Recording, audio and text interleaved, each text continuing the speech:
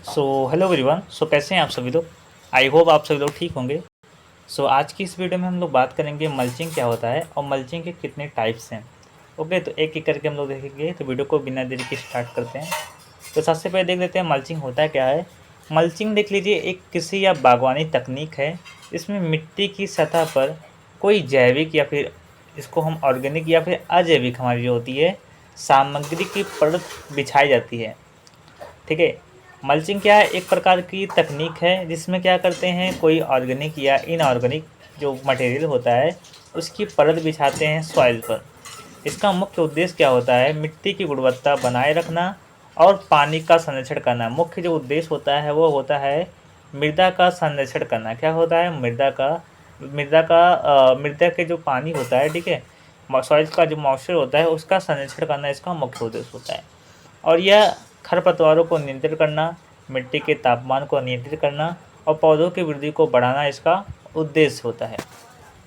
Okay. Mulching के प्रकार। तो मल्चिंग देख लीजिए, मल्चिंग दो प्रकार का होता है। एक हमारा जैविक मल्चिंग और दूसरा हमारा अजैविक मल्चिंग। ओके। कितने टाइप्स है इसके, दो टाइप्स है, जैविक मल्चिंग और एक अजैविक मल्चिंग। जैविक मल्चिंग क्या होता है तो इसके बारे में देख लेते हैं। तो जैविक मल्चिंग यह प्राकृतिक और बायोडिग्रेडेबल सामग्रियों से इसको बनाया जाता है जो समय के साथ मिट्टी में मिल जाता है और मिट्टी की उर्वरता बढ़ाता है।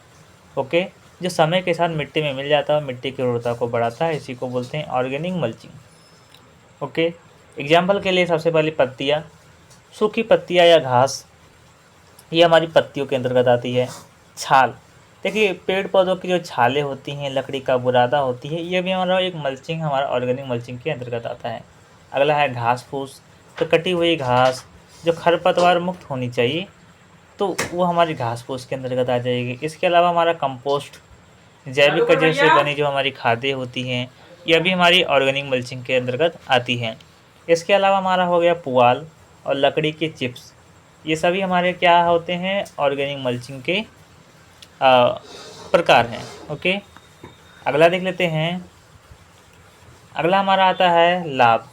तो जैविक मल्चिंग से मिट्टी का पोषक तत्व जो होता है, ठीक है, वो बना रहता है और पौधों को पोषक तत्व भी मिलता है। मिट्टी की संरचना जो होती है इसमें सुधार आता है और पर्यावरण के अनुकूल होता है। ओके। अब अगला देख लेते हैं। अगला हमारा है अजैविक मल्चिंग। तो ध्यान दीजिए कि यह मानव निर्मित या गैर बायोडिग्रेडेबल सामग्रियों से की जाती है जो लंबे समय तक टिकती है। जो क्या है कि लंबे समय तक टिकती है। पहला हमारा आता है इसके अंतर्गत हमारा प्लास्टिक मल्च। तो पॉलीथीन शीट्स जो अक्सर खेती में उपयोग की जाती है, इनका उपयोग हम अजैविक मल्चिंग के रूप में करते हैं। ये काफ़ी बेहतरीन मेथड है, देखा जाए तो आजकल के ट्रेंडिंग में हमारी यही मेथड है। इसके अलावा हमारा आता है जियो टेक्सटाइल फैब्रिक्स। ये हमारे सिंथेटिक टाइप्स का एक कपड़ा होता है जो मिट्टी को ढकने के लिए इस्तेमाल किया जाता है। अगला है पत्थर या बजरी। तो ध्यान दीजिए, हमारा पत्थर या बजरी जो होता है वो बगीचों से सजावटी के रूप में उसको निकालते हैं और इसका उपयोग हम इनऑर्गेनिक मल्चिंग के रूप में करते हैं। अगला है रबर मल्च। तो रिसाइकल किए हुए रबर से बना जो मल्च होता है उसको हम बोलते हैं रबर मल्च। ओके। इसका लाभ क्या है, तो लंबे समय तक ये टिकाऊ होते हैं, खरपतवार रोकने में प्रभावी होते हैं और कम रखरखाव की इनको आवश्यकता होती है। अगला देख लेते हैं। अगला हमारा है मल्चिंग के लाभ। ओके। अगला हमारा है मल्चिंग के लाभ।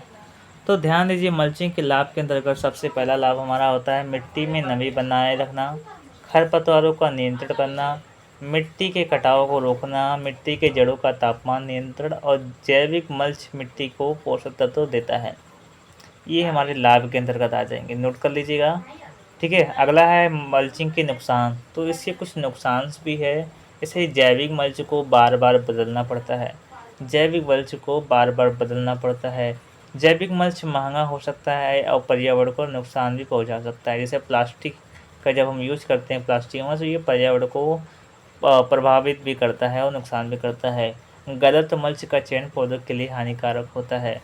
ओके, क्लियर हो जाता है। ओके। इसके अलावा हमारा है मल्चिंग का चयन जलवायु, पौधों की किस्म और बजट के हिसाब से करना चाहिए। यदि आपके पास कोई विशिष्ट सवाल है तो भी आप लोग मेरे कमेंट बॉक्स में जाकर आप लोग कमेंट कर सकते हैं। Okay, so thank you so much for watching this video. Next video मिलेंगे। Thank you so much.